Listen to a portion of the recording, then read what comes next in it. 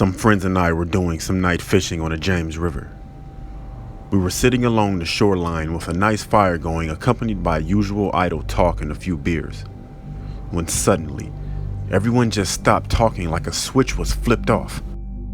We were all staring across the river and felt as if something or someone was staring back. It was a very uneasy feeling, to which some of the group tried to shake off with a typical macho humor, when a blood-curdling sound erupted from the other side of the shore that froze everyone in their tracks. This sound was unlike any other that I had heard, and it made every hair on my body vibrate and tingle. The only way I can describe it is it sounded like a wild person with no language skills being gutted alive.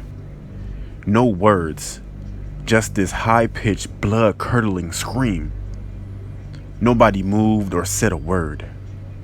We all just sat there fixed in our stare, when just as suddenly a second scream was let loose with even more force than the first.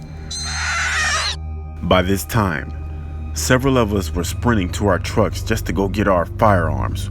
Our trucks were about 20 or 30 feet away. We all sat there quietly with our eyes fixed, staring toward the opposite shore, watching the light from our fire reflecting off the rocks. So hours later, we just packed it up and left. We were feeling very unsettled. We never did figure out that one. We never even thought about what could that be, or as to what was on the opposite bank.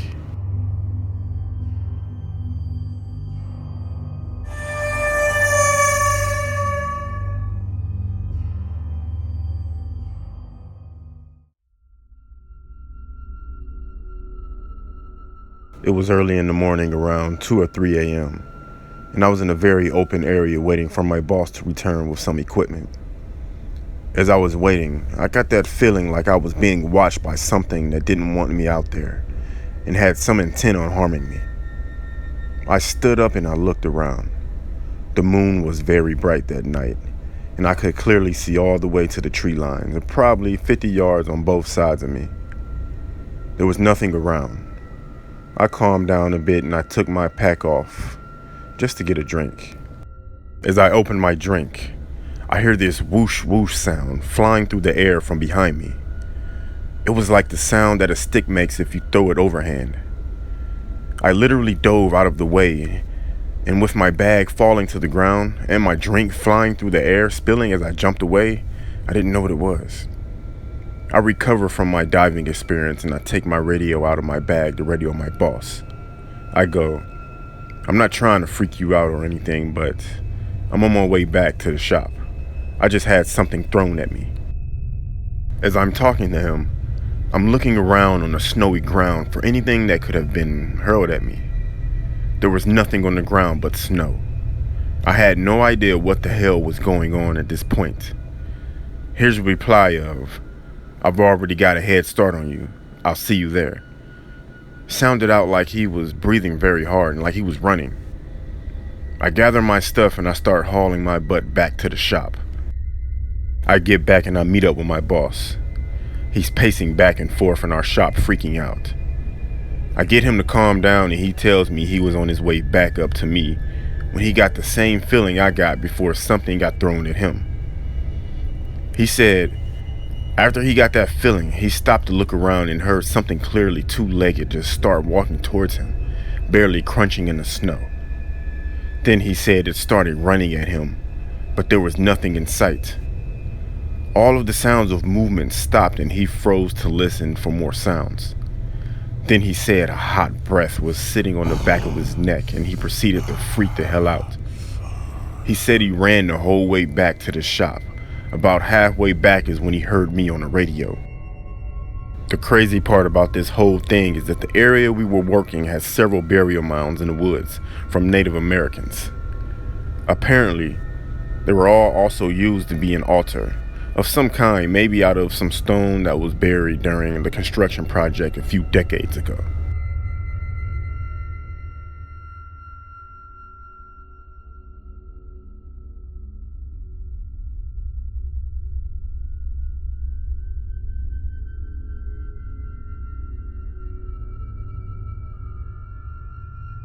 Good evening. Tonight we have some true chilling stories from the dark, deep forest. Maybe next time you go into the woods at night, you'll think twice. Number 1. My dad and I would occasionally go hunting together when I was a kid. I was 14. My dad knew a guy who owned what seemed to be half of Georgia. I mean, the amount of property this guy owned was ridiculous. He just let people hunt out there, and if he trusted you, he'd let you camp out there for a couple of nights. That's if you wanted. He'd always make sure we had a way to call for help though, before we did it. I loved camping, especially out there, more than I did just going hunting for a few hours, then coming home. I liked the woodsman feel of living out in the woods. We woke up early one morning and hiked into the woods. It was still dark when we got to our stand. We didn't see or hear anything, not even birds. I remember my dad commenting on it, and looking back, it should have been a sign. Frustrated, we'd pack up and look for a spot to camp, and we would set up again later that evening. My dad suggested we go deeper and to better our chances of seeing something, so that's what we did. We hiked for a few hours, found a clearing, and set up a small camp and got settled, and passed the time freaking ourselves out by talking about Bigfoot and other woodland creatures. We hike a ways away from camp, set up our blinds and wait. Again, nothing. We get back and our tent has been pulled up and laid flat. Not in a neat way, but just kind of lying there. We thought it was just the wind or something, and we didn't put it upright and it had collapsed. We didn't think much of it. Since we didn't see or even hear anything all day, we decided to leave the following day and try again later that week. We settled in for the night and built a really small fire and just relaxed. Again, not even birds are making a sound. I remember thinking how odd it was to be this deep into the woods and only hear 1 or 2 birds the whole trip.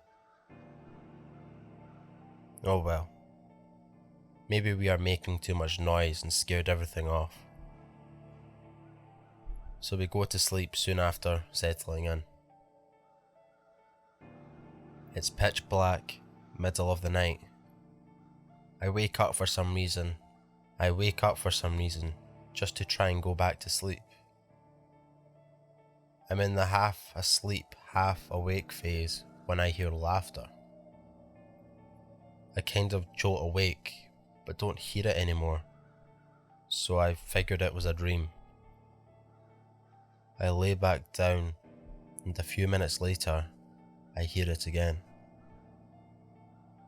It continues and gets pretty loud. I wake up again, but this time my dad is up too. And he whispers and asks, "Did you hear that?" And this is when my heart dropped. He heard the laughing too. It wasn't a dream. We heard it again, but it was faint. And now that I'm actually awake, I am paying attention to it. It sounded kind of like several people laughing in unison. It wasn't crackling or hysterical laughter, but just kind of a normal laughter. It didn't last, but for maybe 5 or 6 long motherfucking seconds. I have never felt that much fear before in my entire life. We didn't hear it anymore after that. But needless to say, we didn't get any sleep. We packed up as soon as the sun came up and got the fuck out of there. My dad was convinced someone followed us and was playing a prank. That's why we didn't see anything. He said while we were in the stands and blind, they were scaring off all the wildlife with their unmasked scent and being on the ground. He says this, but he didn't go back out there for over a month. When he did finally go back, he mentioned it to the guy who owned the property. He wouldn't let my dad hunt there anymore. Didn't say why either. My dad thinks he made the guy think that my dad was crazy or something. Number 2. Another ranger and I were out on a search and rescue call once. The missing person was a man in his 20s. He had gone hiking and had not returned the day that he intended to. When we got the call, it was night time, but we hiked in a few miles and set up camp on a ridge that had a pretty good view. He had gone into the woods prepared, so we decided to wait until daylight before beginning the search. About 2 a.m, I get up and I'm taking a piss when I see a moving light at the base of the cliffs across the valley and a few miles away. Looks like a flashlight beam. I tell the other ranger and we make the decision to keep waiting for daylight. The next morning, we decide to go check out the area and bring this guy home. We get to approximately where I saw the light the night before and start calling his name. Soon, we find his body at the base of the cliff. He had fallen 60 feet on his head. The body was badly mangled, so we radio back that this has now become a recovery instead of a rescue. At this point, the other ranger yells to me to come look at this. Lying 20 feet from the man's body was his mag light. It seemed odd, but I thought nothing of it until the other ranger reminded me of the light the night before. It kind of gave me the creeps, but I still dismissed it.